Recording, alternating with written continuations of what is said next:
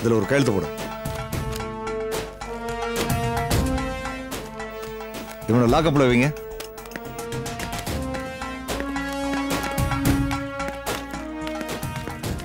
ஐயா ரொம்ப நன்றிங்க ஐயா.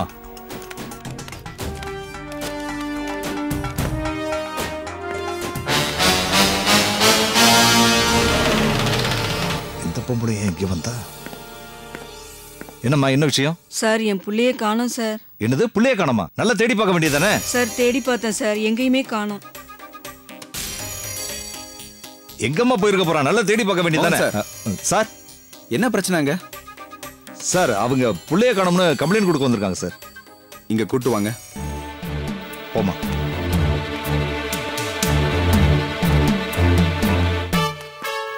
உட்காருங்கம்மா. என்னம்மா விஷயம்? சார், என் புள்ளைய காணோம் சார். உங்க புள்ளையோட பேர் என்ன? சார், என் புள்ள பேரு அலெக்ஸ் சார். அவனை எல்லாரும் பூச்சி பூச்சின்னு தான் சார் கூப்பிடுவாங்க. சார், இவருக்கு கூட நல்லா தெரியும் சார். இவர் தான் ஒரு கேஸ் விஷயமா கூட்டிட்டு போனார் சார்.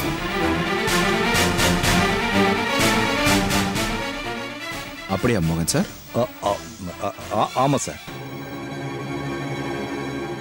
சரி, அதை பத்தி அப்புறம் பேசிக்கலாம். உங்க புள்ள எங்க வேலை செய்யறாரு? சார், ஒரு பிரைவேட் கம்பெனில சார். வீட்டை விட்டு எப்ப போனாரு? நேத்து காலையில சார். ஃப்ரெண்ட்ஸை பார்த்துட்டு வந்துடுறேன்னு போனான் சார். போனவன் தான் சார். இது வரைக்கும் ஆளே காணோம் சார்.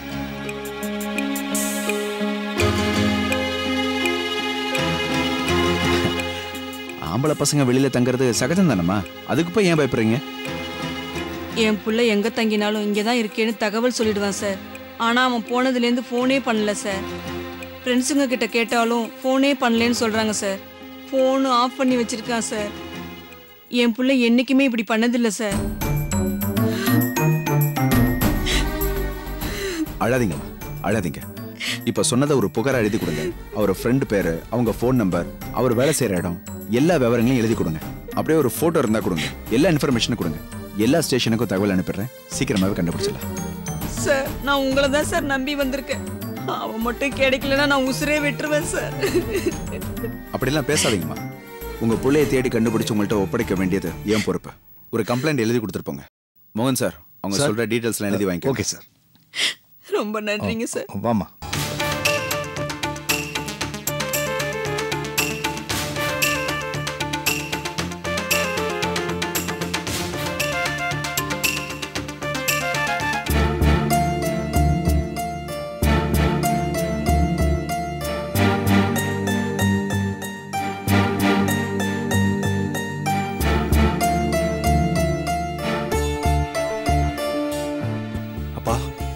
ஏன்பா லைட் கூட போடாம உட்காந்துருக்கீங்க? அப்பா, உங்களை தான் கேக்குறேன், ஏன் லைட் கூட போடாம உட்காந்துருக்கீங்க? மனசு சரியில்லைப்பா. பாலு, கொஞ்ச நாளைக்கு நாங்க நம்ம சொந்த ஊருக்கே போயிடலாம்னு நினைக்கிறோம்ப்பா. கொஞ்ச நாளாவே இந்த யோசனை இருந்துகிட்டு தான் இருக்கு. நம்ம ஊர் கும்பகோணத்தை சுத்தி உள்ள கோயில் குளத்துக்கெல்லாம் போயிட்டு வரலான்னு தோணுச்சு. நீங்களும் வீட்டை விட்டு போறதுக்கு காரணம் நான் தானே? சேச்சா, அப்படியெல்லாம் இல்லைம்மா. நகர வாழ்க்கை எப்பவுமே எங்களுக்கு பிடிச்சதில்ல. ஏதோ பிள்ளைங்களுக்காக சகிச்சுட்டு இருந்தோம். இப்போ எல்லாரும் அவங்க வாழ்க்கை, அவங்க குடும்பம்னு ஓடிக்கிட்டு இருக்காங்க. இனிமேலும் நாங்க இங்க இருக்க எங்களுக்கு விருப்பம் இல்லை. நீங்க இங்கதான் மாமா இருக்கணும். உங்க பிள்ளைங்களோடையும் பேரு பசங்களோடையும் சந்தோஷமா இருக்கணும். இங்க நடந்த எல்லா பிரச்சனைகளுக்கும் காரணம் நாங்க தான். நாங்க தனி கொடுத்துனும் போயிடுறோம். எங்களால எந்த பிரச்சனையும் வராது. இல்லம்மா, இங்க நடந்த விஷயத்துல நாங்க வருத்தமா தான் இருந்தோம், அது உண்மைதான். ஆனா நாங்க உங்களை வெறுத்துட்டு போகல.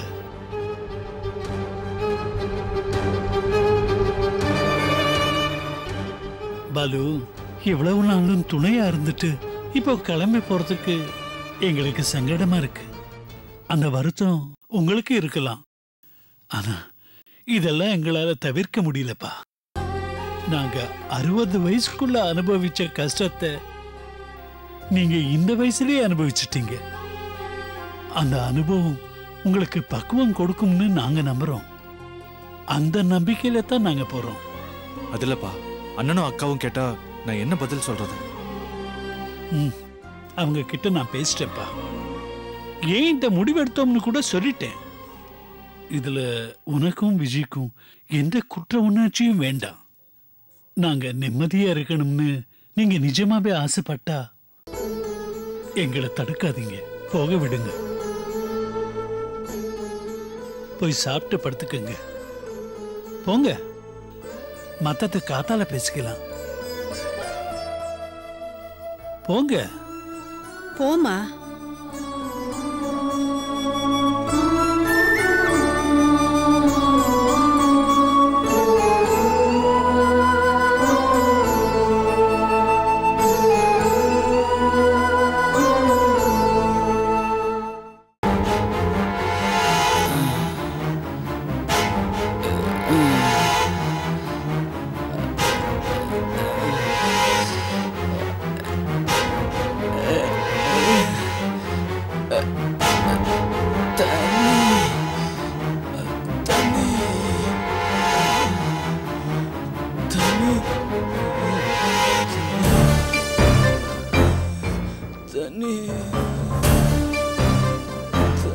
என்னங்க அவனையும் முறைச்சு பார்த்து நிக்கிறீங்க? இல்ல விஜய் சொன்னாங்கிறதுக்காக அவனை நம்ம வீட்டுல கொண்டு வந்து அடைச்சு போட்டுருக்கோம். ஆனா இவன் அம்மா பையனை காணும்னு எங்க ஸ்டேஷன்ல வந்து கம்ப்ளைண்ட் கொடுத்துருக்கா. இவனை நம்ம வீட்டுல வச்சுக்கிட்டு இனிமே தேடுறது மாதிரி நடிக்கணும், பொய் சொல்லணும். ஏங்க இப்படி பேசுறீங்க? இங்க பாருங்க, விஜய் நம்ம பெத்தெடுக்காத மக மாதிரி. அவ என்ன சொன்னாலும் நாம செய்யணுங்க. அவனை கொன்னு போட்டுருங்க அப்படின்னு சொன்னாலும் நம்ம செய்ய வேண்டியது நம்ம கடமைங்க. அதை விட்டுட்டு மனசாட்சி உறுத்துது, கடமை கத்துது அப்படின்னு ஏதாவது குண்டக்க மண்டக்க யோசிச்சீங்க, அவ்வளவுதான் சொல்லிட்டேன். நான் உங்களை டைவர்ஸ் பண்ணிடுவேன். என்ன தங்க நீ இதுக்கு போய் இப்படி எல்லாம் பேசிக்கிட்டு? நான் மிரட்டலங்க, உண்மையை தாங்க சொல்றேன். இந்த உங்க நீதி, நேர்மை, நியாயம் இது எல்லாத்தையும் மத்த விஷயத்துல வச்சுக்கோங்க. விஜய் விஷயத்தை பொறுத்த மட்டும் அவ சொல்றதுதான் நியாயம், அவ சொல்றதுதான் சத்தியம். அதை விட்டுட்டு நீங்க வேற மாதிரி ஏதாவது யோசிச்சீங்க, அப்புறம் நான் உங்களை டைவர்ஸ் பண்ணிடுவேன், தெரிஞ்சுக்கோங்க.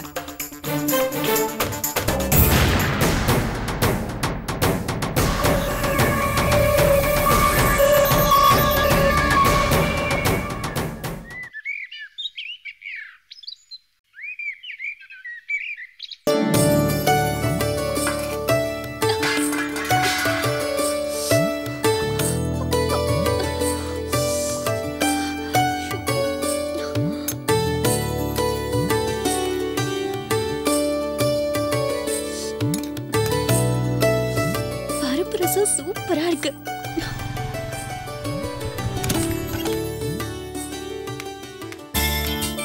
விஜய், விஜய்,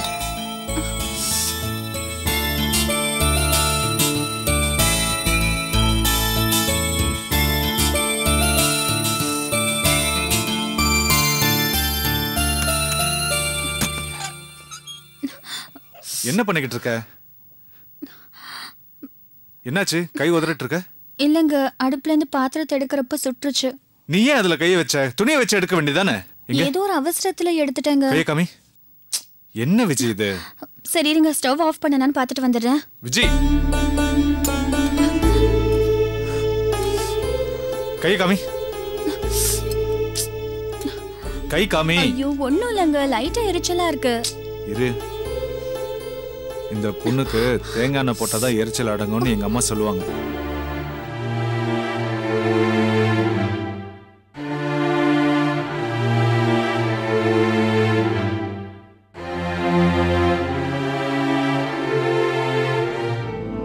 விஜய், இப்போ எப்படி இருக்கு? பரவாயில்லையா? பரவாயில்ல. தேங்காய் எண்ணெய் தடவுனா இதமா இருக்கும், அதான். என்னங்க, நீங்க போன விஷயம் என்னாச்சு? வேலை ஏதாவது கிடைச்சதா? வேலைலாம் இருக்கு, ஆனா உனக்கு கொடுக்க முடியாதுங்கிற பதில் தான் கிடைச்சது. ஏங்க? உனக்கு தான் கையில நல்ல தொழில் இருக்கே, அதை வச்சு நல்லா சம்பாதிக்கலாமே. நீ எதுக்கு வேலைக்கு வரேன்னு 2-3 ஆபீஸ்ல கூட கேட்டுட்டாங்க. எனக்கு ரொம்ப சங்கடமா போச்சு. வந்த கோவத்துக்கு அவங்க ஆபீஸை அடிச்சு நொறுக்கியிருப்பேன். பிரச்சனை எதுவும் வேணான்னு சொல்லிதான் சும்மா வந்துட்டேன்.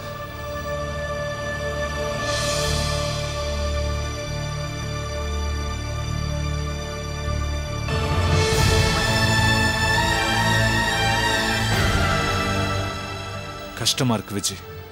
தப்பு பண்ண அந்த ராஸ்கல்ஸ் எந்த குற்ற உணர்ச்சியும் இல்லாம எந்த கவலையும் இல்லாம ஜாலியா வாழ்க்கைய கொண்டாடுறாங்க. ஆனா பாதிக்கப்பட்ட நாம எல்லார் வாயிலையும் விழுந்து அவமானப்பட்டு இருக்கோம். அந்த 4 பேர் மட்டும் இல்ல, இந்த உலகமே நமக்கு எதிரா இருக்குதோன்னு தோணுது. அதையெல்லாம் மீறி நாம எப்படி ஜெயிக்க போறோம்னு நினைச்சா ரொம்ப பயமா இருக்கு விஜய். நாம எங்க பயப்படணும்? நியாயம் நம்ம பக்கம் இருக்குன்ற நம்பிக்கையில தானே இந்த போராட்டத்தையே ஆரம்பிச்சிருக்கோம். இதுல நம்ம கண்டிப்பா ஜெயிப்போங்க. இத உங்க ஆறுதலுக்காக மட்டும் நான் சொல்லலைங்க. இங்க எல்லாமே ஒரு வட்டம் தாங்க. ராத்திரி பகல், கஷ்டம், சந்தோஷம், சிரிப்பு, அழுகன்னு எல்லாமே மாறி மாறி தான் வரும். இது அதர்மத்தோட காலம். அதான் அவங்க ஆட்டம் அதிகமா இருக்கு. தர்மத்தோட காலம் வரப்போ அவங்க முகத்திர கிழிஞ்சிடும். அப்ப அவங்களோட சேரோபால தெரிய வரும். இன்னைக்கு நம்மள அவமானப்படுத்துறவங்க எல்லாம் அன்னைக்கு நம்ம பக்கம் நின்னுட்டு அவங்கள கல்லால் அடிப்பாங்க. இதெல்லாம் நிச்சயமா நடக்குங்க. நம்ம நடத்தி காட்டுவோம். தைரியமா இருங்க. நாம அவங்கள திருப்பி அடிக்கிறதெல்லாம் சரி விஜய். அதுக்கு முன்னால நம்ம சர்வைவல்னு ஒண்ணு இருக்குல்ல, அதுக்கு நாம என்ன பண்ண போறோம்? யோசிக்காதீங்க. இந்த உலகம் ரொம்ப பெருசுங்க. யாரும் 2 பேர் வேலை இல்லைன்னு சொன்னதுக்காக நம்ம வாழ்க்கையே முடிஞ்சிடாது. இன்னும் 4-5 கம்பெனிக்கு போவோம். நம்மள புரிஞ்சுக்கிட்டவங்க கிட்ட உதவி கேட்போம். அப்புறம் ஃப்ரீலான்ஸா ஏதாவது பண்ண முடியுமான்னு பாப்போங்க. Where there is a will, there is a way. என்னங்க என்ன சிரிக்கிறீங்க? அது முன்னாலலாம் நீ நெகட்டிவா பேசுவ, நான் பாசிட்டிவா பேசி உன்னை சேர் அப் பண்ணுவேன். இப்போ நீ டோட்டலா பாசிட்டிவா மாறிட்ட. நான் தான் நெகட்டிவா பேசி உன்னை டிஸ்கரேஜ் பண்றேன்னு. சாச்சா, அப்படியெல்லாம் இல்லைங்க. டிஸ்டர்பா இருந்ததுனால நீங்க இப்படி பேசிட்டீங்க. ஆனா என்னைக்குமே என்னோட பலம், நம்பிக்கை, தைரியம் எல்லாமே நீங்க தான். என் பக்கத்துல நீங்க இருந்தா போதும், நான் நினைச்சதை சாதிச்சிருவேன். இனிமே உனக்கு சப்போர்ட்டா நான் மட்டும் இல்ல, ரவி அண்ணனும் இருப்பாரு. என்னங்க சொல்றீங்க? மாமாவை நீங்க பாத்தீங்களா? ஆமாமா. ஆனா ஒரு அண்ணனா என் கடமையை நான் செய்யலையேடா.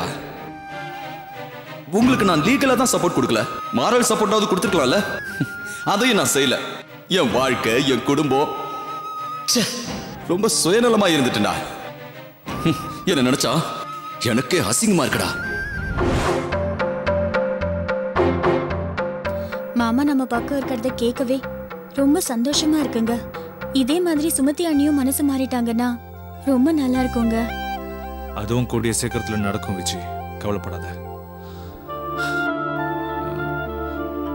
சரி, அதை விடு. சமையல்லாம் முடிச்சிட்டே இல்லையா? வேற ஏதாவது பாக்கி இருக்கா? ரசம் மட்டும் தாங்க வச்சேன். சாம்பாரும் பொரியலும் இனிமே தாங்க பண்ணணும். 1 hour டைம் கொடுங்க, அதுக்குள்ள நான் எல்லாமே முடிச்சிடுறேன். நீ கிச்சன்ல வெந்துகிட்டு இருப்ப, நான் ஹாயா ரெஸ்ட் எடுக்கணுமா? அதெல்லாம் ஒண்ணும் வேண்டாம். நம்ம 2 பேரும் சேர்ந்து சமைக்கிறோம். சமையல்ல பயங்கரமா மிரட்டுறோம். ஓகேவா? வா.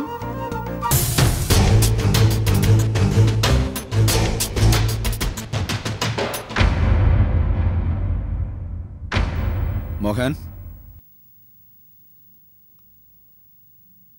மோகன். சார்,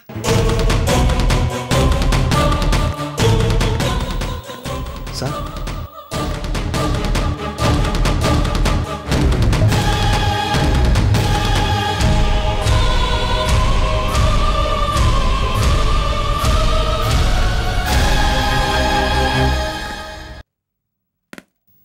பூச்சி எங்க போயிருப்பான்னு நினைக்கிறீங்க?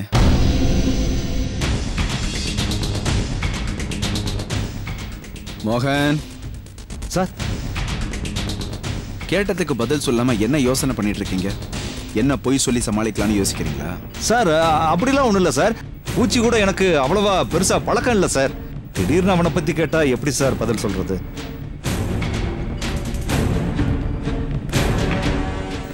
ஒரு கேஸ் விஷயமா நீங்க அவனை என்கொயரி பண்ணிருக்கீங்க. சோ அவன் மூமெண்ட் பத்தி உங்களுக்கு தெரிஞ்சிருக்கும்னு நினைச்சேன். ஆமா, என்ன கேஸ் அது? மறந்துருப்பாருன்னு நினைச்சேன். முதல்ல இருந்தே ஆரம்பிக்கிறாரு. என்ன மோகன்? சார், அது ரொம்ப கொடுமையான கேஸ் சார். விஜயன்ற ஒரு பொண்ணை 5 பேர் சேர்ந்து பலாத்காரம் பண்ணிருக்காங்க சார். பேப்பர்ல கூட நியூஸ் வந்திருக்குமே சார். நானும் அதை படிச்சேன் சார். அந்த பொண்ணை பலாத்காரம் பண்ண அக்யூஸ்ட் லிஸ்ட்ல இந்த பூச்சியும் ஒருத்தர் சார். ஆனா கோர்ட்ல அவன் மேல எந்த தப்பும் இல்லைன்னு தீர்ப்பு வந்துருச்சுல சார். அது நியாயமான தீர்ப்பே இல்லை சார். சாட்சிகளை கலைச்சு ஆதாரங்களை அழிச்சு அந்த பொறுக்கி பசங்களுக்கு சாதகமா தீர்ப்பு எழுத வச்சிட்டாங்க சார். மோகன், கோர்ட்டோட தீர்ப்பை பத்தி பப்ளிக் தான் டிஸ்கஸ் பண்ணலாம். பப்ளிக் சர்வன்ட் நாம டிஸ்கஸ் பண்ண கூடாது. அது இல்ல சார், நான் ஒன்றும் விமர்சனம்லாம் பண்ணல சார், உண்மையை தான் சார் சொல்றேன். அவங்க 5 பேரும் பயங்கரமான கிரிமினல் சார், உயிர் வாழவே தகுதி இல்லாத மிருகங்க சார். அவங்க உயிரோட இருந்தா இன்னும் பல பெண்களோட வாழ்க்கையை அழிச்சிடுவாங்க சார். இப்ப என்ன சொல்ல வரீங்க? அந்த பூச்சியை தேடி அலையவனான்னு சொல்றீங்களா? ஆமா சார், அந்த அம்மா ஏதோ புள்ள பாசத்துல இங்க வந்து கம்ப்ளைண்ட் கொடுத்துட்டு போயிருக்கா. இந்த மாதிரி கிரிமினல்ஸ்லாம் உயிரோட இருந்தா என்ன, செத்தா என்ன சார்? கண்டுக்காம விட்டுருவோம் சார். மோகன், போலீஸ் யூனிஃபார்ம் போட்டு இப்படி பேசுறீங்களே, are you not ashamed of yourself? சாதாரண ஜனங்க தான் எல்லா விஷயத்திலையும் உணர்ச்சி வசப்பட்டு கமெண்ட் பண்ணுவாங்க. பேப்பர்ல போடுற நியூஸை வச்சுக்கிட்டு அவனை சுட்டு தள்ளணும், இவனை தூக்குல போடணும்னு குதிச்சு போய் பேசுவாங்க. ஆனா டிபார்ட்மெண்ட்ல இருக்க நாம எப்பவுமே கண்ட்ரோல்டா இருக்கணும். எமோஷனல் ஆகி வார்த்தையை விடக்கூடாது. இத்தனை வருஷம் சர்வீஸ்ல இருக்கீங்களே, இந்த பேசிக் நாலேஜ் கூட உங்களுக்கு தெரியாது? நீதியை காப்பாத்துறது கோர்ட்டோட கடமைனா அதுக்கு துணையா இருக்க வேண்டியது நம்ம டிபார்ட்மெண்டோட கடமை. அதனாலதான் சொல்றாங்க, நம்ம சொந்த ஆசாபாசங்களுக்கும் விருப்பு வெறுப்புக்கும் இடம் கொடுக்க மாட்டோம், எங்க வேலைக்கு உண்மையா இருப்போம்னு நாம உறுதிமொழி எடுத்திருக்கோம். ஒவ்வொரு போலீஸ்காரனும் அந்த உறுதிமொழியை மனசுலயும் புத்திலையும் ஏத்திக்கணுமே தவிர இப்படி காத்துல பறக்க விடக்கூடாது. சாரி சார், பூச்சி ஒரு கிரிமினல்ங்கிறதுனால தான் நான் இப்படி... அவன் கிரிமினல்னு நீங்க எப்படி முடிவு பண்றீங்க? கோர்ட்டே அவனை நிரபராதின்னு சொல்லிருச்சு. கோர்ட்டை விட நீங்க பெரிய ஆளா? சரி, நீங்க சொல்ற மாதிரி அவன் கிரிமினலாவே இருக்கட்டும், அது இந்த கேஸுக்கு அவசியமே இல்ல. ஏன் இப்ப அது பிரச்சனையே இல்ல. புள்ளைய காணணும்னு அவங்க அம்மா கம்ப்ளைண்ட் கொடுத்திருக்காங்க. அவனை கண்டுபிடிச்சு கொடுக்க வேண்டியதுதான் நம்ம டியூட்டி. அதை விட்டுட்டு காணாம போனவன் நல்லவனா கெட்டவனான்னு நம்ம வாதாடிக்கிட்டு இருக்க முடியாது, வாதாடவும் கூடாது. Do you understand that? Yes sir. இனிமே இந்த மாதிரிலாம் பேசி என்ன டென்ஷன் பண்ணாதீங்க. போங்க போங்க, போய் உங்க வேலையை பாருங்க. மோகன் சார், உங்க ப்ரொஃபைல படிச்சு பார்த்ததுல ரொம்ப இன்ட்ரெஸ்டிங்கா இன்ஸ்பைரிங்கா இருந்துச்சு. அதை படிச்சதுமே உங்க மேல எனக்கு பெரிய மரியாதையே வந்துச்சு. அதை நீங்களே கெடுத்துக்கிற மாதிரி நடந்துக்காதீங்க.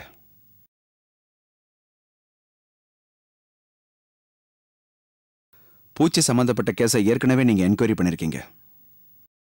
அதனால இந்த கேஸையும் நான் உங்ககிட்ட ஒப்படைக்கிறேன். நான் ஒரு பக்கம் தேடிட்டு தான் இருப்பேன். எனக்கு தேவையான இன்ஃபர்மேஷனை கலெக்ட் பண்ணி கொடுக்க வேண்டியது உங்க வேலை. Is it clear? Okay sir. இத்தனை வருஷமா டிபார்ட்மெண்ட்ல சர்வீஸ் பண்ணிட்டு இருக்கிறது பெரிய விஷயம் இல்லை. அது டேலண்டாவும் எக்ஸ்பீரியன்ஸாவும் மாறி இருக்காங்கிறது தான் முக்கியம். உங்க எக்ஸ்பீரியன்ஸ் என்னன்னு இதுல ப்ரூவ் பண்ணி காட்டுங்க. Yes sir.